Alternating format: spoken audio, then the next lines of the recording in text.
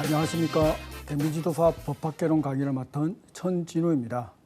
오늘은 공소기각 결정부터 강의를 시작하도록 하겠습니다. 자, 지난번 시간에 이제 명소 판결을 끝으로 이제 강의를 마쳤는데요. 오늘은 이제 공소기각 결정을 한번 보도록 하겠습니다. 형사소송법은 조문 문제가 좀 많습니다. 그래서 조문을 중심으로 살펴보도록 하겠습니다. 다음 경우에는 결정으로 공소를 기각하여야 한다. 첫 번째, 공소가 취소되었을 때. 두 번째, 피고인이 사망하거나 피고인인 법인이 존속하지 아니하게 되었을 때. 세 번째, 제12조 또는 제13조의 규정에 의하여 재판할 수 없을 때.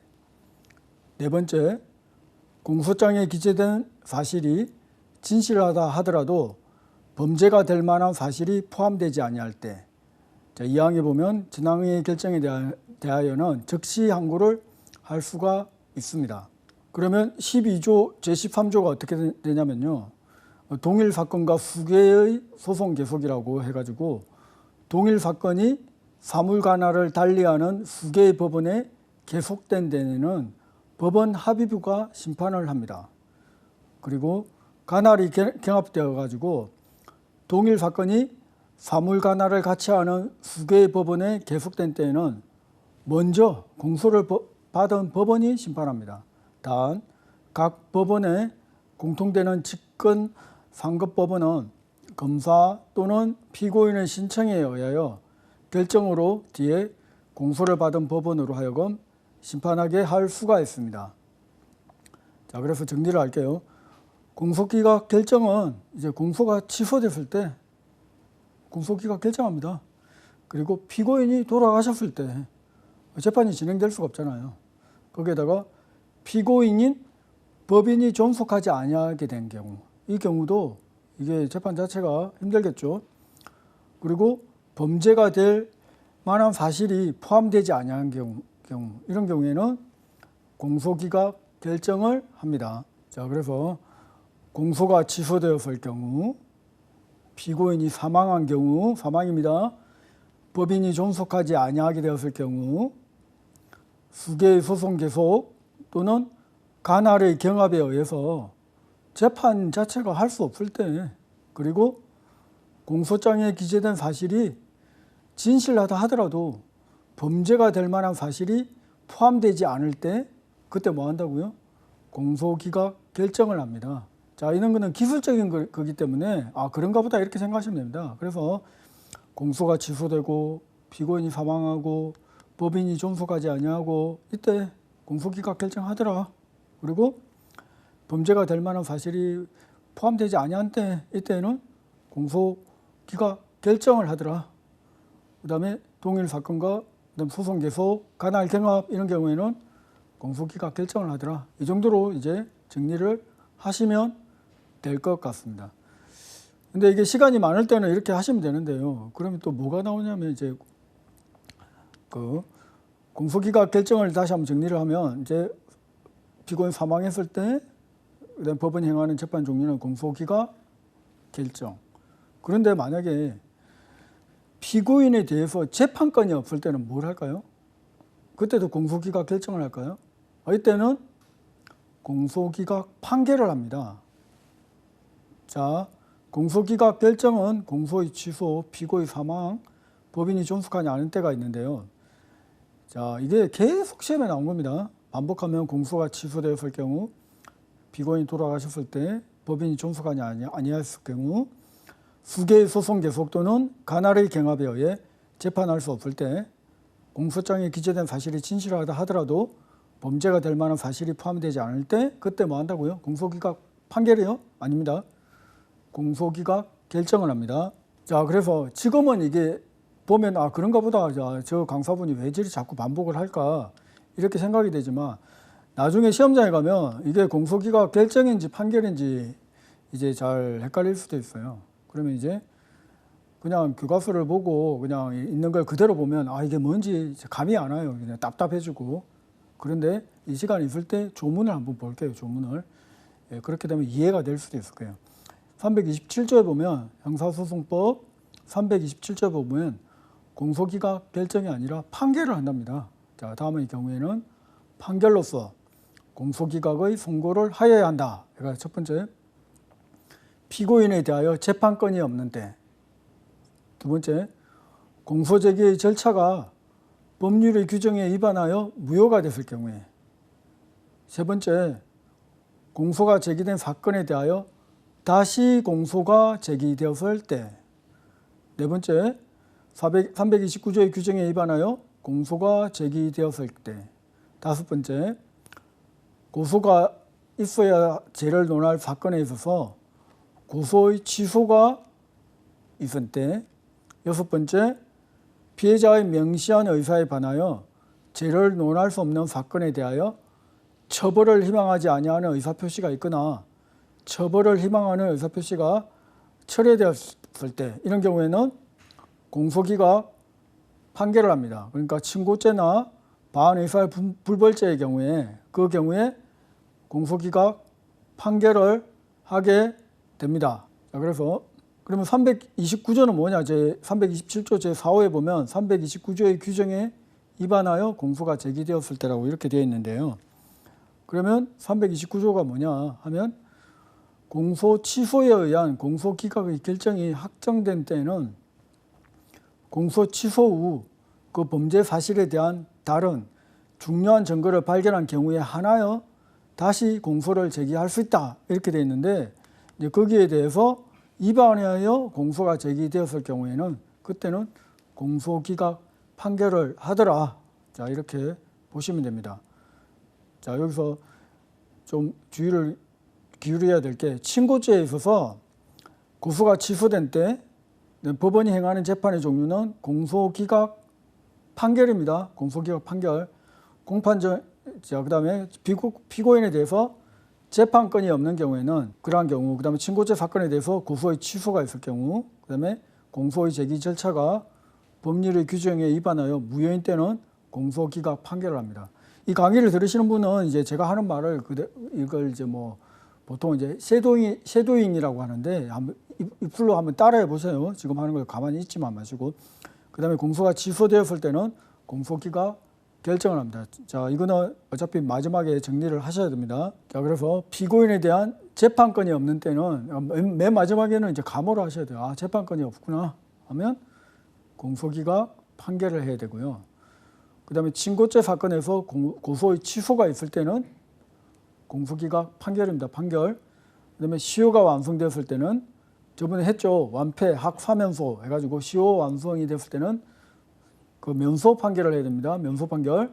자, 그다음에 공소가 제기된 사건에 대해서 다시 공소가 제기되었을 때는 공소기각 판결을 합니다. 자, 지금 여기 이제 공소기각 판결, 공소기각 결정, 면소 판결 이런 부분이 계속 반복되고 있는데요.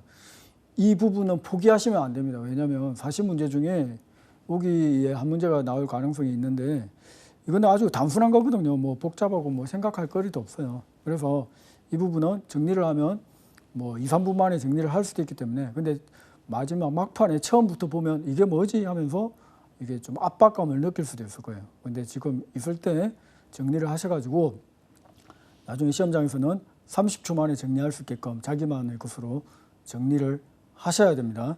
공소기각 결정 같은 경우에는 뭐 그냥 좀 감호를 하면 공소가 취소되고 피고인이 사망하거나 법인이 존속하지 아니하거나 약간 좀 느낌이 좀 간단하죠. 그다음에 범죄가 될 만한 사실이 포함되지 않는다는 말은 이건 뭐 너무나 당연한 것 같고 결정은 좀 쉽게 할 수도 있을 것 같죠. 그죠? 근데 그다음에 가나리 경합이나 소송 계속이 조금 전반적으로 글자 수가 좀 작죠. 작은데 이제 공소기각 그 판결을 한번 보면 재판권이 없는 경우에는 이제 뭐 그저 주는 거죠. 재판권이 없으니까. 그다음에 공소제기 절차가 법률의 규정에 위반해 무효일 때 좀 길죠. 그다음에 공소제기된 사건에 대해서 다시 공소가 제기되었을 때 또 길고, 329조로 뭐 여러분들이 뭐 알면 좋겠지만 공소 취소에 대한 재기소를 할 때는 다른 중요한 증거를 발견한 경우에 하나에 다시 공소를 제기할 수 있다. 이런 게 아마 지문에 나오지는 않을 거예요. 이렇게 하면 너무 길어지기 때문에. 그래서 어쨌든 간에 길어지는 거는 공소기각 판결이라고 보시면 되고, 그다음에 공소기각 판결에서 반드시 아셔야 될 게 이제 친고죄에 대해서 고소가 취소가 있는 경우, 그다음에 반의사 불벌죄, 거기에 대해서 처벌을 희망하는 의사표시가 철회되었을 때, 이때는 공소기각 판결입니다. 판결. 예. 그래서 이거는 뭐 나오면 이제 뭐 물론 다 이제 뭐 정답을 이렇게 알 수 있을 것 같습니다. 다음은 선고유예를 살펴보도록 하겠습니다. 자, 범행이 경미한 범인에 대해서, 경미하다는 것은 이제 가볍다는 말이죠. 가볍고 미세한 범인에 대해서 단기 자유형의 선고를 폐해를 방지하고 형의 집행이 없어도 형벌의 목적을 달성하고자 하는 제도가 선고를 유예하는 제도입니다. 선고유예요. 자, 이거는 반드시 아셔야 됩니다. 자, 그 결과 유죄 판결이 선고되지 않았던 것과 같은 결과를 도모하고자 하는 겁니다. 자, 선고유예 받으신 분들 많으시죠, 주변에. 그래서 그러면 말은 그렇게 많이 들어봤는데 실제 조문은 어떻게 됐느냐 한번 보도록 하겠습니다. 선고유예의 요건: 1년 이하의 징역이나 공고, 자격정지 또는 벌금의 형을 선고할 경우에 51조의 사항을 참작하여 개선하고 이런 이제 정상이 현존할 때는 이제 반성을 많이 하시고 이런 게 월등하게 많아 보이면 그 선고를 유예할 수 있다. 이런 이야기입니다. 다만 자격정지 이상의 형을 받은 전과가 있는 자에 대해서는 예외로 합니다. 자, 이 항은 형을 병가할 경우에도 형의 전부 또는 일부에 대하여 선고를 유예할 수가 있습니다. 그러면 이제 그 보호관찰에 대해서, 선고에 대한 보호관찰을 한번 보도록 하겠습니다. 형의 선고를 유예하는 경우에는 재범 방지를 위하여 지도 및 원호가 필요한 때에는 보호관찰을 받을 것을 명할 수가 있습니다. 제1항의 규정에 의한 보호관찰의 기간은 1년으로 합니다. 그 다음에 선고유예의 효과는 형의 선고유예를 받은 날로부터 2년을 경과한 때에는 면소된 것으로 간주를 합니다. 그 다음에 자, 중요하죠. 면소된 것으로 간주합니다. 선고유예의 효과는 선고유예를 받은 날로부터 2년을 경과한 때에는 면소된 것으로 간주합니다. 그럼 선고유예의 실효는 뭐냐? 형의 선고유예를 받은 자가 유예기간 중 자격정지 이상의 형에 처한 판결이 확정되거나 자격정지 이상의 형에 처한 전과가 발견된 때에는 그러한 경우에는 유예한 형을 선고를 합니다. 그래서 보호관찰을 명한 선고유예를 받은 자가 보호관찰 기간에 이제 또 여러 준수사항을 이렇게 주거든요. 근데 그 지켜야 할 이제 준수사항을 위반하고 또 그게 그 정도가 너무 무겁다. 그런 경우에는 유예한 형을 선고할 수가 있습니다. 자, 그래서 여기서 이제 정리를 하면요. 형을 병가할 경우에도 형의 전부 또는 일부에 대하여 그 선고를 유예할 수가 있습니다. 그 다음에 형의 선고를 했을 때 보호관찰을 좀 해야 되겠다 할 때는 보호관찰을 명할 수가 있습니다. 그 다음에 이게 제일 중요하죠. 그럼 선고유예 받았을 경우에 몇 년을 경과해야 되느냐? 2년입니다. 2년을 경과한 때로부터 소가 면해진다 해가지고 면소된 것으로 간주를 합니다. 그러니까 2년 동안 이제 사건이 없으면 되겠죠.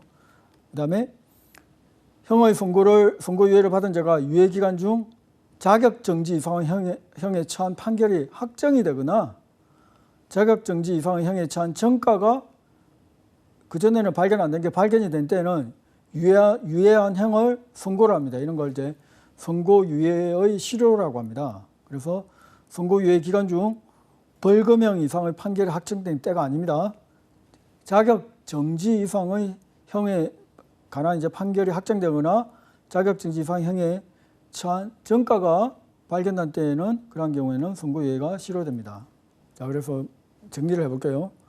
선고유예는 아주 가벼운 이제 범죄자에 대해서 제가 경미한 범죄에 대해서 하는 겁니다. 일정한 기간에 형 선고를 유예하고요. 그 유예 기간이 지나면 면소된 것으로, 그 면소가 뭐냐면 검사가 공소를 제기한 것을 소멸시키는 것을 면소라고 합니다. 그것으로 간주하는 제도입니다.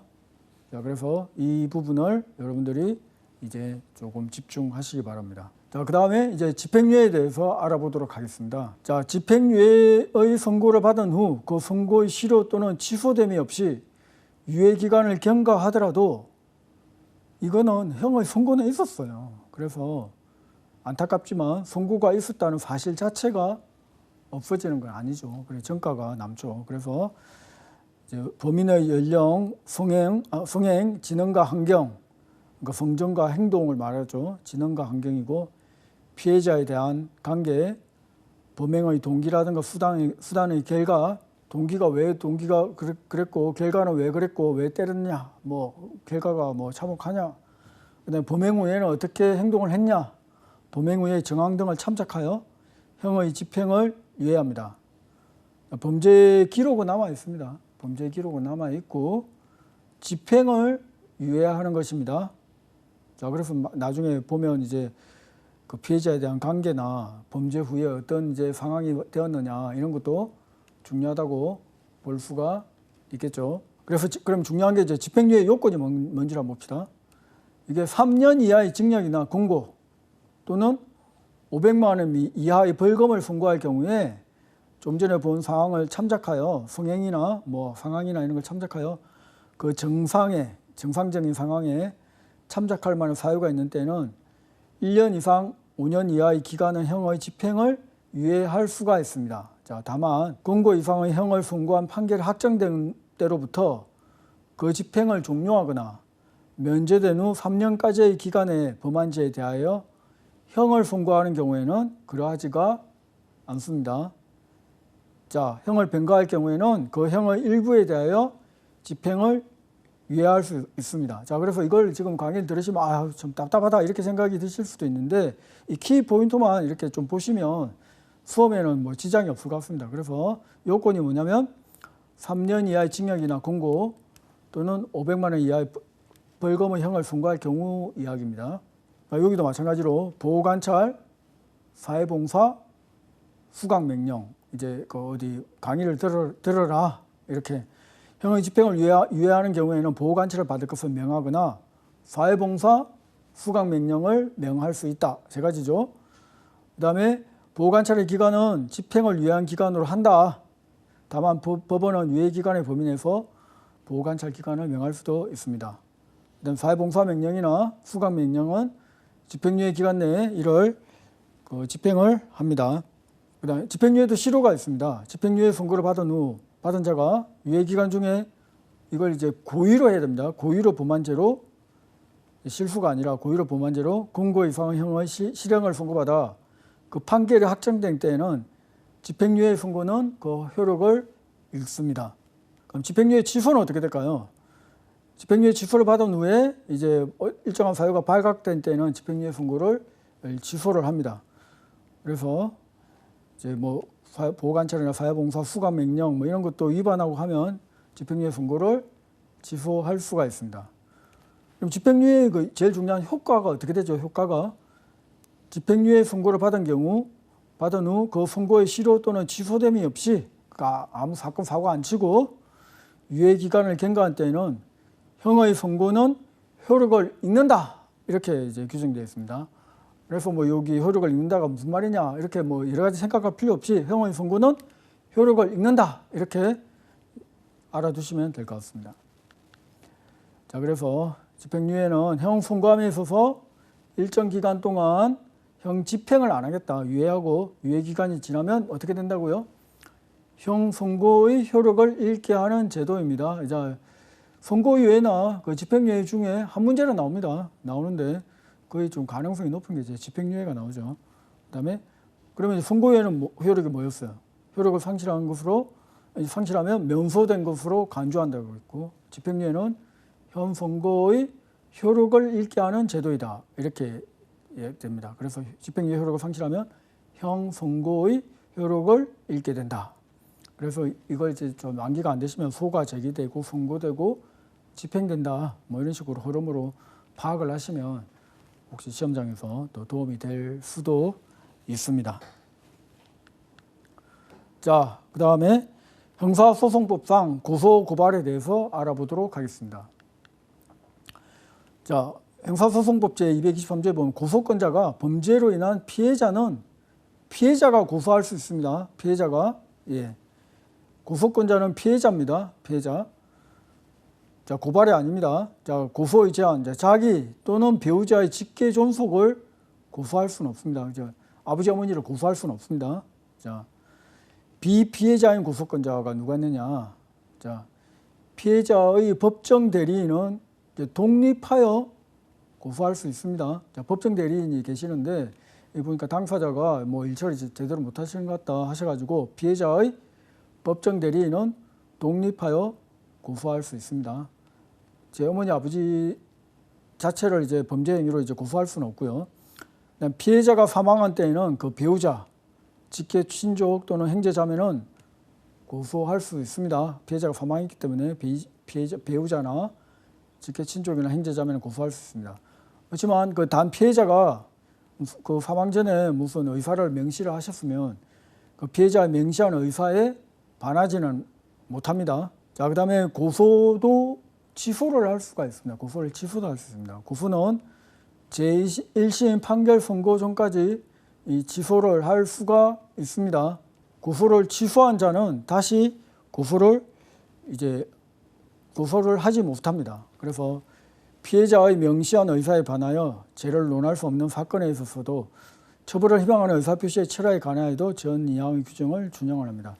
얼마 전에 그 집담이나 현장에서 거기를 담당하시는 경비지도사께서 그 상대편이 불법 행위를 저질렀다 주거 치니까 그다음에 경비업법 위반이다 하셔가지고 고소를 하셨어요.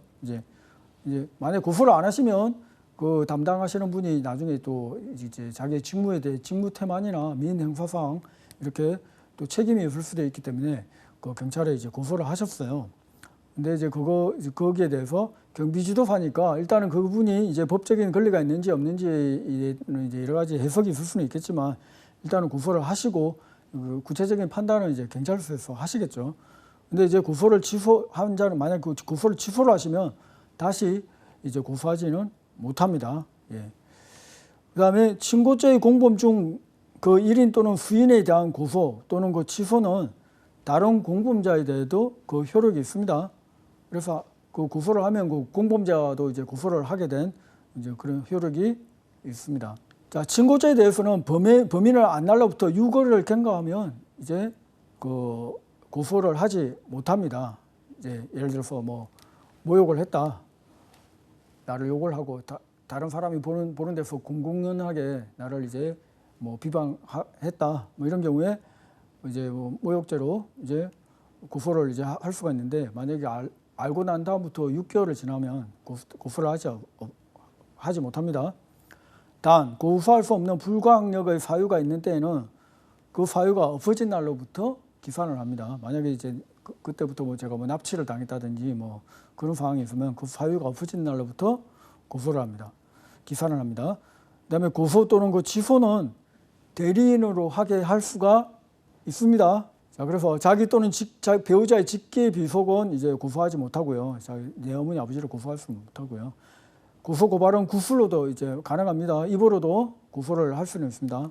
고소와 고발은 서면 또는 구술로서 검사 또는 사법경찰관에게 해야 한다 이렇게 되어 있습니다. 자, 이렇게 되어 있는데 뭐 실제로는 경찰서 가면 고소장 쓰라고 하죠. 쓰라고 하는데 법령상으로는 입으로도 가능하다. 고발은 누구든지 범죄가 있다고 사료되는 때 가능하다. 고발은 아무나 하는 겁니다. 아무나. 모든 사람이. 피해자가 아니면 고발할 수 없는 것은 아니에요. 고발은 피해자가 아니라도 할 수가 있습니다. 근데 고소는 누가 한다고요? 고소는 그 피해자가 하죠. 자, 그 친고죄에 대해서는 범인을 알게 된 날로부터 몇 개월요? 아까 했죠. 6개월을 경과하면 고소하지 못합니다. 그렇지만 고소할 수 없는 불가항력적 사유가 있으면 그때는 그 사유가 없어진 날로부터 기산을 하게 됩니다. 그 다음에 고소를 취소한 자는 다시 고소하지 못합니다. 그 다음에 고소 취소는 대리인이 할 수 있다고 했죠. 위임장 써가지고. 그 다음에 고소를 취소한 자는 다시 고소를 할 수가 없습니다. 지금 이 문제가 지금 한 5번 이상 나온 것 같습니다. 지금 그 경비지도사 시험에. 구소는 제1심 판결 선고 전까지 취소할 수 있습니다. 구소했는데 나중에 보니까 이거 좀 아닌 것 같다 싶어가지고 할 때는 제1심 판결 선고 전까지 취소할 수가 있습니다. 취소가 대법원 확정 판결 전까지 가능한 것이 아니에요. 자, 언제요? 제1심 판결 선고 전까지 가능합니다. 1심 판결 선고 전까지. 그 다음에 피해자의 법정 대리인이 독립해서 고소할 수 있다고 했어요? 없다고 했어요? 법에서 정한 대리인께서 독립해가지고 고소를 할 수 있습니다.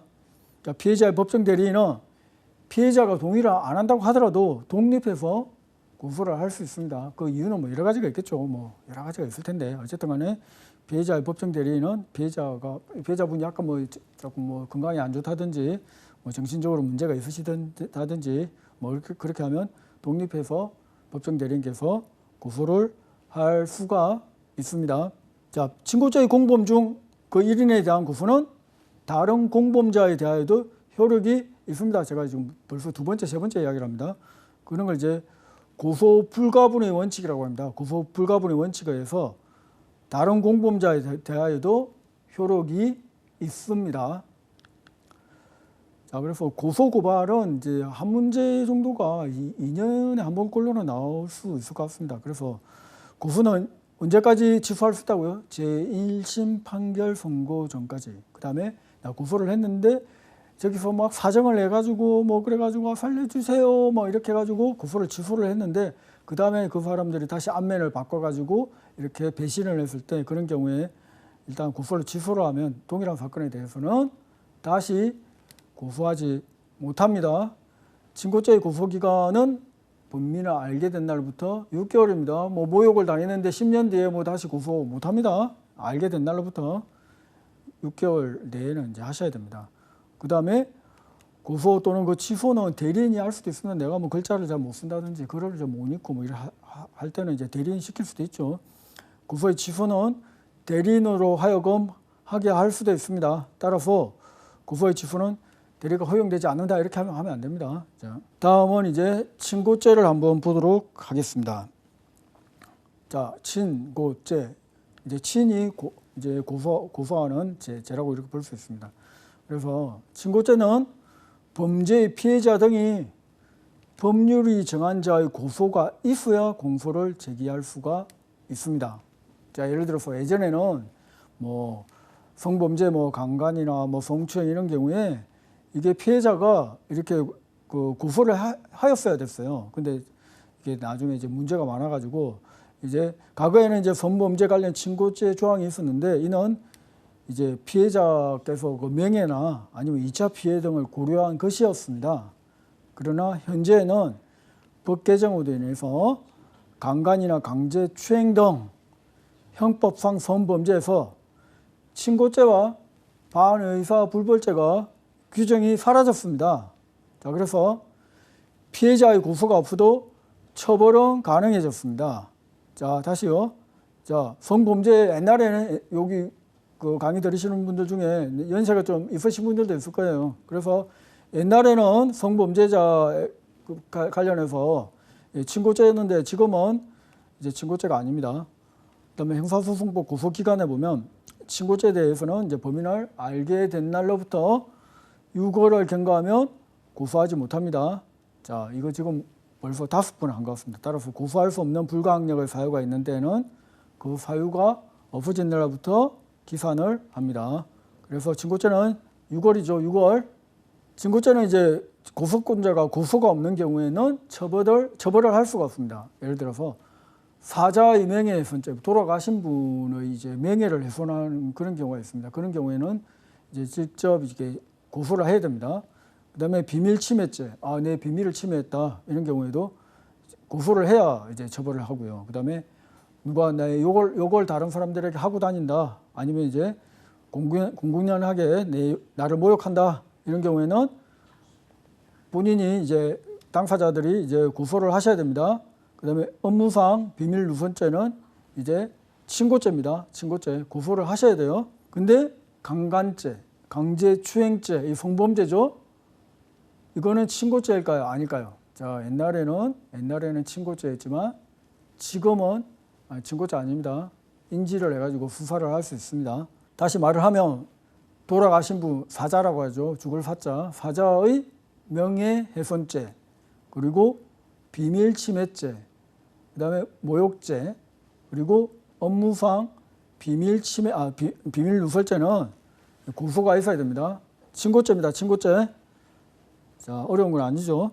반의사 불벌죄에 대해서 알아보도록 하겠습니다. 자, 반의사 불벌죄는 피해자가 처벌을 원하지 않으면 처벌할 수 없는 범죄입니다.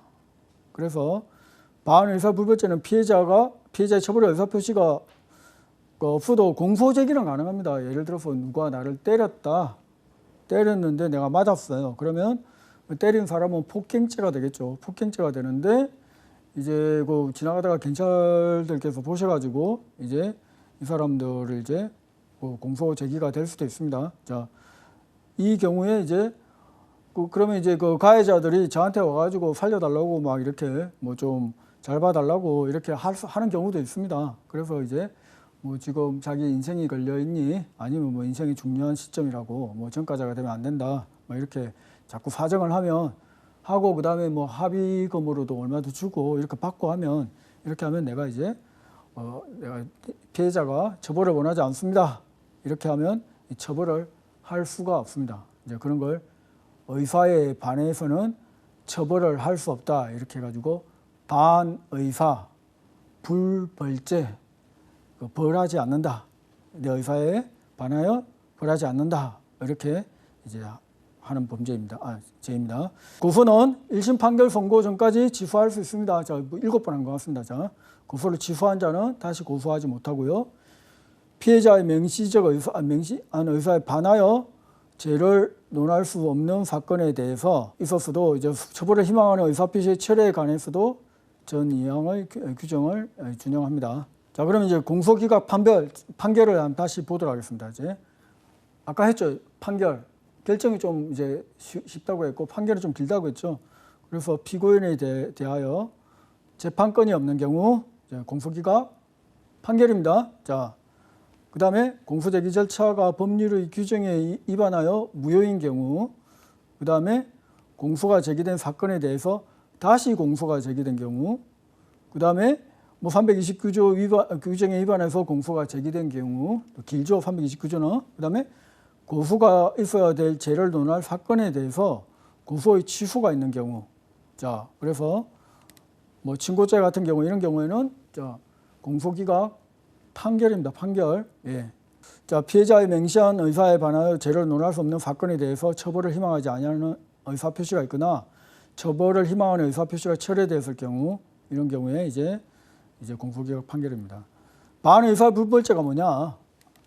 아까 이제 친고죄 같은 경우에는 이제 그 비밀누설죄나 모욕죄 같은 그런 게 있다고 했죠. 그러면 이제 반의사 불벌죄는 사건 입건은 일단 되는 거죠. 그래서 그게 이제 아까 예를 들었듯이 폭행죄입니다. 그 다음에 협박죄, 그 다음에 명예훼손죄, 그 다음에 가실치상죄가 반의사 불벌죄입니다. 자, 이게 잘 보세요. 폭행죄, 협박죄, 명예훼손죄, 가실치상죄가 반의사 불벌죄입니다. 그러면 사자에 대한 명예훼손죄는 뭔가요? 그거는 이제 친고죄였죠. 친고죄. 그 다음에 강간죄, 강제추행죄 등은 반의사 불벌죄가 아닙니다. 자, 그래서 그 친고죄와 반의사 불벌죄를 여러분들이 이제 구별을 하셔야 될 것 같습니다. 이게 제가 이전에 강의 한 개 여러 가지를 강의를 했는데 이제 그걸 이제 여러분들이 이해하기 힘든 부분을 좀 이해하기 쉬워라고 이제 강의를 좀 많이 했는데요. 이런 거는 그냥 딱 보기만 하면 답이 나오는 거거든요. 그래서 이런 거는 반드시 그 정리를 하셔야 됩니다. 뭐 논리적으로 어려운 것도 아니고요. 그다음에 위법성 조각 사유에 대해서 알아보도록 하겠습니다. 자, 범죄는 구속요건에 해당하고 위법하고 책임 능력이 있어야 됩니다. 예를 들어서 누군가가 이제 그 범죄가 성립이 되려면 이제 누군가가 다른 사람을 뭐 때렸다고 칩시다. 때리고 그러면 이제 그 폭행죄가 형법에 규정이 되어 있어야 돼요. 그래서 사람을 때린 자는 이제 처벌한다. 이제 구속 요건이 해당을 해야 이제 구속요건에 해당한다. 구속요건 해당성이 되고, 그 다음에 그 때린 행위가 이제 누가 저를 때렸는데 그 때린 행위가 위법해야 됩니다. 위법해야 이게 그 범죄가 성립이 되는데, 이게 제가 아무 이제 뭐 잘못한 것도 없는데 저를 때리면 그 때리는 사람은 법을 위반한 거겠죠. 위법하겠죠. 위법인데, 만약에 이게 제가 예를 들어 가지고 이제 그 때리는 사람 보고 내가 지금 뭐 맞고 싶어 죽겠다. 나를 제발 좀 때려주세요. 때리면 내가 한 돈 뭐 100만 원을 줄게요. 이렇게 제가 이제 성낙을 했다. 내가 피해자가 성낙을 했다. 이런 경우에는 그런 걸 피해자의 성낙이라고 해가지고, 그럼 때리는 사람은 법을 위반했나요? 아닙니다. 그 위법성이 조각이 되는 거예요. 이제 사라지는 거예요. 위법성, 그게 이제 바로 위법성 조각 사유라고 합니다. 자, 그 다음에 경찰이 막 나를 때렸어요. 때렸는데 왜 때렸냐? 근데 아무 잘못한 게 없는데 때렸으면 폭행죄가 되겠죠. 잘못한 게 하나도 없는데. 그런데 제가 뭐 다른 사람 물건을 뭐 훔치다가 이제 그 발각이 돼가지고 경찰이 저를 잡으려고 하다가 제가 경찰을 뭐 이제 체포를 멘탈하려고 때리다가 경찰께서 저를 체포하기 위해서 저를 이제 때렸어요. 그런 경우에는 이 법령에 의하면 현행범을 체포하게 돼 있거든요. 경찰관께서. 그래서 그런 행위는 이제 정당 행위가 되기 때문에 그 경찰관께서는 저를 때리는 행위는 구속요건에 해당하지만 위법성이 조각되는 겁니다. 그래서 그 경찰관께서는 교도소에 안 가죠. 이 범죄가 성립이 안 되는 겁니다. 왜냐하면 위법성이 조각되는 겁니다. 그래서 그 위법성 조각 사유가 뭐가 있느냐 하면 정당행위라는 게 있어요. 그 정당행위가 뭐가 정당하냐? 뭐 내가 생각해 정당하면 다 되는 게 아니라 법령에 의한 행위 또는 업무로 인한 행위, 기타 사회상규에 위배되지 아니한 행위는 벌하지 아니합니다. 그러니까 아까 얘기했다시피 현행범 체포 같은 경우에는 법에 있거든요. 그러니까 그런 경우에는 정당한 행위가 되고, 그 다음에 이 의사분께서 이제 수술을 하셔야 돼요. 수술을 하셔야 돼가지고 피부를 잘랐어요. 자르면 이게 피부에서 피가 흐르겠죠. 그렇게 되면 외면적으로는 상해가 되죠. 상해가 되는데 사람을 몸을 상하게 한 거죠. 상하고 해를 끼쳤는데 그게 그 의사분이 뭐 그냥 그 피부를 자른 게 아니라 수술을 하시려고 의사 업무를 하시려고 자른 거죠. 그런 경우에는 이 범죄가 성립되지 않습니다. 상해죄가 성립되지 않습니다. 업무로 인한 행위이기 때문에. 그다음 기타 사회상규에 위반되지 아니한 행위는 그런 경우에는 이제 그 위법성이 조각됩니다. 그다음에 정당방위라는 게 있어요. 그러니까 자기 또는 타인의 법익에 대한 현재의 부당한 침해를 방해하기 위한 행위는 상당한 이유가 있는 때에는 벌하지 아니한다. 예를 들어서 제가 이제 뭐 걸어가고 있는데 누군가가 저를 뭐 이유는 모르겠는데 저를 죽이려고 이제 칼을 들고 휘두르는 거예요. 휘두르면 제가 그 사람을 뭐 때리거나 이렇게 제압하지 않으면 저는 이제 죽겠죠. 그러니까 제 자신에 대한 법익이 이제 부당하게 침해가 되고 있잖아요. 가만히 있으면 안 되겠죠. 그런 경우에 그 범인에게 이제 제압을 하고 때리고 폭행을 해가지고 이렇게 하면 저는 이제 폭행죄가 아니겠죠. 왜냐하면 정당행위이기 때문에 내가 때리긴 때렸지만 이게 그 위법성이 조각되는 거예요. 조각되기 때문에 그런 걸 이제 정당방위라고 합니다. 근데 예를 들어서 어떤 사람이 저한테 이제 주먹을 휘두르고 때리려고 하는데 아무 이유도 없이 제가 가서 칼로 갖고 찔러 죽여버렸어요. 예를 들면 이제 근데 그 사람은 이제 저를 죽일 생각은 없었던 것 같고 뭐 몸무게도 뭐 한 45kg 정도밖에 안 되고 왜소하고 그러니까 제가 정당방위를 하는데 그 정도를 이제 초과를 한 거예요. 초과를 하면 정황에 의해서 그 형을 강경 또는 면제를 할 수 있습니까? 근데 사실은 제가 살인죄가 되는 거죠. 살인죄가 되는 겁니다. 살인죄가 되긴 되는데 그 이제 형을 이제 조금 깎아준다. 강경 또는 면제를 할 수 있다. 이런 걸 이제 가행방위라고 할 수 있겠죠. 가행방위. 그 다음에 이런 게 이제 야간이나 기타 불안스러운 상태에서 이제 공포, 경악, 흥분 등으로 인한 경우에는 벌하지 않습니다. 제가 밤에 하나도 깜깜한데 누가 들어와가지고 나를 이렇게 뭐 때리고 잃어버리면 급해가지고 이제 뭐 좀 가행방위를 할 수도 있겠죠. 뭐 그런 경우에는 이제 벌하지 아니하는 그러한 경우가 있습니다. 지금은 이제 위법성 조각 사유로 하고 있습니다.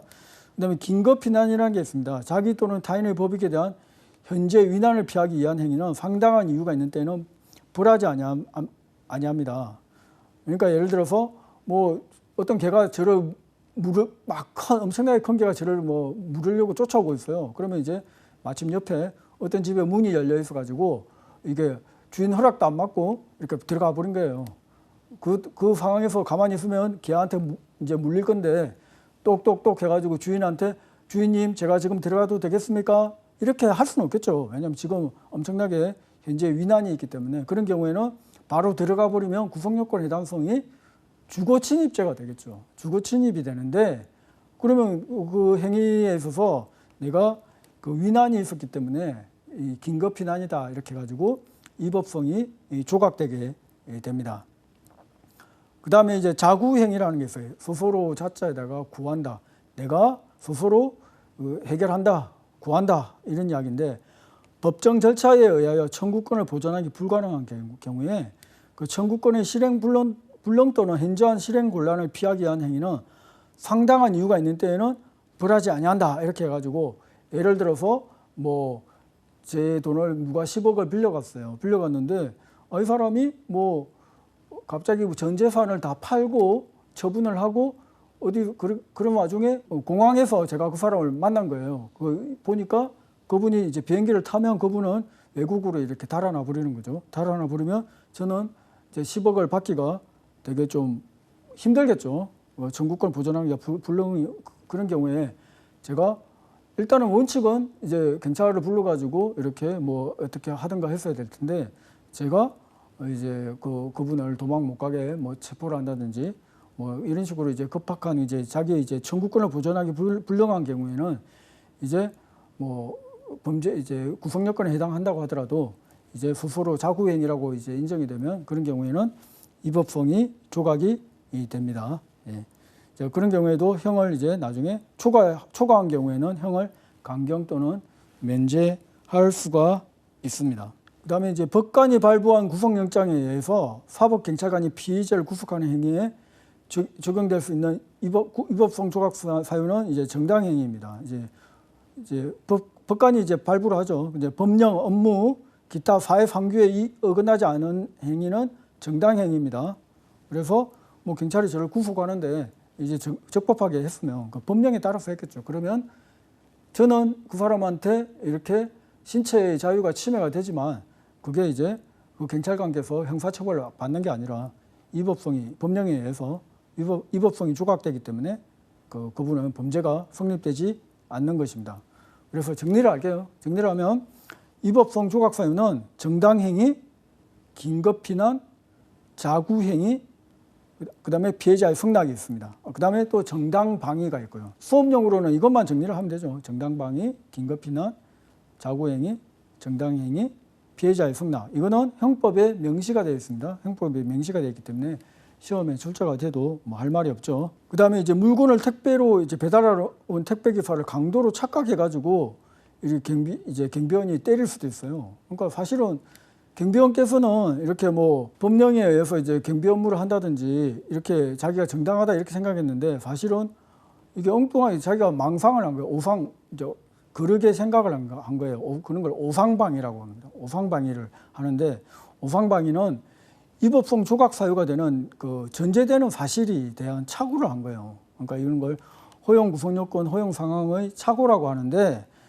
이제 이런 걸 이제 복잡하게 법과 제한적 책임설에 의하면 구성 요건적 고의는 인정이 되지만 책임에서 가실 책임을 이제 인정하게 된다 이렇게 이야기를 합니다. 그에 반해서 이제 정당 방위는 이제 자기 또는 타인의 법익에 대한 현재의 부당한 침해를 방해하는 행위고요. 가행 방위는 아까 이야기를 했죠. 이제 나를 때리는데 제가 그냥 방위를 하는데 가다하게 해가지고 뭐 살인을 했다든지 이런 경우에는 그 방해행위로서 방해행위가 지나쳐서 그 상당성의 정도를 벗어난 행위가 이제 방해행위가 될 수가 있습니다. 자, 그래서 위법성 조각 사유는 뭐 보통 형법에서 이 정도 수준에서 나옵니다. 이 정도 수준에서 나오고 이 수준을 이제 벗어나면 이제 이게 제가 이제 준 그런 범위에서 이렇게 하셔야 되겠죠. 예. 다음은 이제 형사소송법상 국선 변호인에 대해서 살펴보도록 하겠습니다. 자, 형사소송법 제33조에 보면 이제 변호인이 없는 경우에는 법원은 직권으로 변호인을 선정하여야 한다 이렇게 되어 있습니다. 근데 그게 뭐냐면 피고인이 구속이 됐을 때, 그 다음에 피고인이 미성년자일 때, 그 다음에 피고인이 70세 이상인 경우에, 피고인이 농아자인 경우, 그다음 피고인이 심신장애의 의심이 있는 경우, 그 다음에 피고인이 사형, 무기 또는 단기 3년 이상의 징역이나 공고에 해당하는 사건으로 기소된 때, 자 이렇게 됩니다. 그러니까 6번을 제외하고는 이게 다 의사 표시가 조금 위험하신 분들이죠. 그러니까 70세 이상이나 뭐 심신장애가 되나 이런 분들은 이게 조금 자신의 그 처지나 이런 걸 합리적으로 이렇게 해결할 가능성이 약간 낮을 수도 있죠. 그런 경우에는 직권으로 변호인을 선정하여야 합니다. 그 다음에 여기서 시험에서 좀 중요한 거는 사형이나 무기 또는 단기 3년 이상입니다. 징역이나 공고에 해당하는 사건으로 기소된 경우에는, 그런 경우에는 이제 법원은 직권으로 변호인을 선정하셔야 됩니다. 자, 그래서 법원은 이제 피고인이 빈곤, 그 밖의 사유로 변호인을 선임할 수 없는 경우에는 피고인의 청구가 있는 때에는 그 변호인을 선정하여야 합니다. 그러니까 피고인이 이제 내가 너무 가난하다. 앞에 그런 사유는 없지만 그런데 내가 보니까 이게 조금 억울할 수도 있다. 변호인이 있어야 될 것 같다. 이런 경우에는 청구를 하셔야 됩니다. 청구가 있는 때에는 변호인을 이렇게 선정하여야 합니다. 법원은 피고인의 연령이나 나이나 지능, 교육 정도 등을 참작하여 권리 보호를 위하여 필요하다고 인정되는 때는 피고인이 명시적으로 이제 반하지 않는 범위 안에서 변호인을 선정하셔야 됩니다. 예를 들어서 뭐 이렇게 지능이 되게 낮으시거나 이런 분들도 있을 거 아닙니까? 그런 경우에는 이게 좀 그분들이 억울해질 수도 있기 때문에 법원은 그 피고인이 명시적으로 이렇게 반대만 안 하면 변호인을 이제 선정을 하셔야 합니다. 그 다음에 그 형사소송법상 변호인이 없을 때는 그 법원이 직권으로 합니다. 법원이 직권으로 하고 아까 이야기를 했죠. 그 경우는 이제 눈도장을 찍으셔야 됩니다. 단기 3년 이상의 징역 이런 경우는 이제 판단을 하셔야 되고, 자 다시 반복할게요. 시간이 없으면 단기 3년 이상의 징역이나 공고 이걸 이렇게 보시면 될 것 같습니다. 자, 그래서 단기 2년의 공고는 아니죠. 단기 3년 이상의 징역이나 공고입니다. 그래서 그 다음에 친족 상도례라는 게 있는데요. 이제 친족들끼리 서로 이제 그 도둑질을 했다, 뭐 이런 이제 직역을 하면 이렇게인데, 친족 간의 특정한 범죄에 대해서 형을 면제하거나 친고죄로 하는 조항이 친족 상도례입니다. 그러니까 예를 들어서 이제 뭐 사돈 같은 경우에는 이런 경우에는 혈족의 배우자가 혈족이거든. 그래서 이런 경우에는 인척이 아닙니다. 인척이 아니기 때문에 그런 경우에는 친족 상도례가 적용이 되지 않습니다. 그래서 그 직혈족, 배우자, 동고친족, 동고가족 또는 그 배우자 간의 행위는 형을 면제한다. 그러니까 제가 그 우리 아버지 돈을 훔쳤다. 그렇게 하면 그 형을 면제하는 거죠. 내 와이프의 돈을 훔쳤다 하면 형을 이제 면제합니다. 그 외에 그 우리 형님의 이제 그 돈을 훔쳤다 이렇게 하면 그 형님이 나하고 같이 이제 그 살지 않으면 그 형님께서 고소가 있어야만 그 공소를 제기할 수가 있습니다. 자, 전 이왕 경우에는 신분 관계가 없는 공범에 대해서는 적용하지를 않습니다. 자, 그래서 이런 게 이제 권리행사 방해죄 뭐 이런 식으로 되어 있는데, 이제 그 해석을 하면 절도죄, 사기죄, 공갈죄, 횡령, 배임, 권리행사 방해죄, 작물죄는 친족 상도례가 적용이 됩니다. 그런데 여러분들이 아셔야 될 게 강도죄는 친족 상도례 적용 대상이 아닙니다. 강도죄는 강도 이제 폭행이나 협박으로 재물, 재산상 이익을 취득한 경우에는, 그런 경우에는 친족 상도례가 적용되지는 않습니다. 권리행사 방해죄라는 것은 타인의 점유 또는 권리의 목적이 된 자기의 물건 또는 전자기록 등 특수매체 기록을 직원이 공개하여서 타인의 권리행사를 방해한 자는 이제 권리행사 방해죄라고 합니다. 예를 들어서 제가 제 물건을 자동차 수리점에 맡겼는데, 제 물건이죠. 제 물건인데 수리 사장님이 점유를 하고 있는데 제가 그걸 몰래 가져왔다. 그런 경우에는 권리행사 방해죄가 됩니다. 그다음에 형사소송법상 이제 공소시효가 있습니다. 이제 공소시효는 이제 범죄 사건이 일정 기간의 경과로 형벌권이 소멸하는 것을 말합니다. 그러니까 형사시효의 하나로서 완성이 되면 실제법상 형벌권이 이제 소멸이 되고 검사님은 공소를 제기할 수 없게 됩니다. 그러면 아까 했죠. 그런 경우에는 그 면소 판결을 해야 되죠. 만패학사면이라고 해가지고 면소 판결을 해야 됩니다. 자, 그러면 이제 공소시효가 이제 뭐 여러 개 있습니다. 여러 개 있는데 사형에 해당하는 경우에는 이제 25년이고요. 그다음에 그 무기징역, 그다음 무기공고에 해당하는 범죄에는 이제 15년입니다. 15년이고 그다음에 공소 제기가 된 범죄는 판결의 확정이 없이 공소를 제기한 때로부터 25년을 경과하면 공소시효가 완성된 것으로 뭐 이렇게 간주를 합니다. 그래서 면소 판결은 그 확정 판결, 사명, 공소시효 완성, 법령 개폐로 형이 폐지되었을 경우에 이렇게 되어 있고요. 그다음에 형사소송법상 무기징역에 해당하는 죄는 공소시효는 15년이고요. 근데 이제 성폭력 범죄 처벌에 대한 특별법에 따라서 이제 사람을 살해하거나 13세 미만의 여자 및 신체적인 정신적 장애가 있는 여자에 대해서 형법에서 정한 강간이나 강제추행, 중강간, 강제추행, 강간이 준하는 이런 상해 살인을 범한 경우에는 그런 경우에는 공소시효를 적용하지 않습니다. 사람 살해하고 그다음에 13세 미만 아주 어린 애들에 대한 강간이나 이런 경우에는 공소시효가 없습니다. 자, 그래서 만약에 미성년자에 대한 성폭력에 대한 공소시효는 이제 그 해당 성폭력 범죄를 피해를 당한 미성년자가 성년에 달한 때부터 이제 진행이 되고요. 그다음에 그 13세 미만의 사람이 신체적인 정신적 장애가 있는 경우에는 이제 여러 가지 이제 공소시효를 적용하지 못하는 그런 경우가 있습니다. 그다음에 형사소송법상 재심을 한번 보도록 하겠습니다.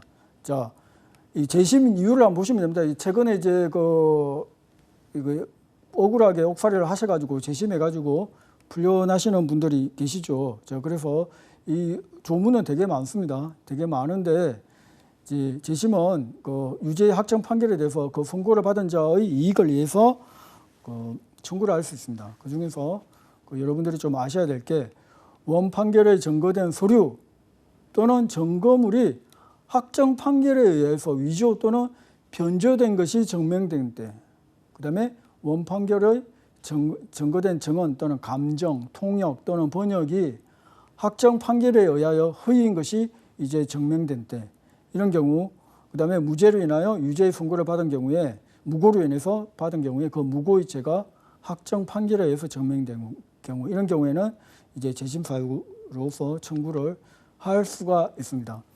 그다음에 이제 항소할 수 있는 판결이 있는데요. 제1심 법원의 판결에 이제 불복이 있으면 그런 경우에는 지방법원 단독 판사가 선고하면 지방법원 합의부에 항소를 하고요. 합의부가 선고를 한 것은 고등법원에 이렇게 항소할 수 있습니다. 그다음에 제2심 판결에 대해서 불복이 있다. 그러면 대법원에 상고를 할 수 있겠죠. 상고. 그다음에 법원의 결정에 대해서 불복이 있다. 이런 경우에는 법원의 결정에 대해서는 이제 항고라고 합니다. 항소가 아니고 그런 경우에는 항고라고 합니다. 항고. 그러면 이제 재심 청구는 어디 하느냐 하면 원 판결의 법원이 관할을 합니다. 원 판결한 법원이 이제 관할을 하게 됩니다. 그래서 재심 청구는 형의 집행을 종료하거나 형의 집행을 받지 아니하게 된 경우에도 할 수 있고요. 그런데 뭐 재심 청구를 한다고 하더라도 형 집행을 정지하는 효력은 없어요. 형 집행 정지 효력이 없고요. 그다음에 재심 청구가 법률상의 방식에 위반하거나 청구권 소멸 후인 것이 명백한 경우에는 그런 경우에는 그 결정으로 기각을 하여야 합니다. 자, 그래서 아까 이야기했다시피 그 재심을 청구한다고 하더라도 그게 나중에 받아들여져야지 형의 집행을 당장에 정지하는 그러한 효력은 없습니다. 자, 그래서 아까 상소, 항고 뭐 이런 게 했는데 결정에 대해서 불복은 항고, 그다음에 1심 판결에 대한 불복은 항소, 제2심 판결에 대한 불복은 상고입니다. 이게 그냥 나온 게 아니라 형사소송법에 다 규정이 다 되어 있습니다. 그래서 오늘은 공소기각 결정을 비롯해서 공소기각 판결 선고유예, 집행유예, 형소법상 고소고발, 친고죄, 반의사 불벌죄, 그다음에 위법성 조각 사유, 그다음에 형소법상 구선 변호인, 친족 상들의 공소시효, 재심 등을 이렇게 했는데요. 자, 여러 많은 범위를 했고요. 다음 시간은 형소법상 이제 기본 이념에 대해서 강의를 하도록 하겠습니다. 이번 강의는 여기서 마치도록 하겠습니다. 감사합니다.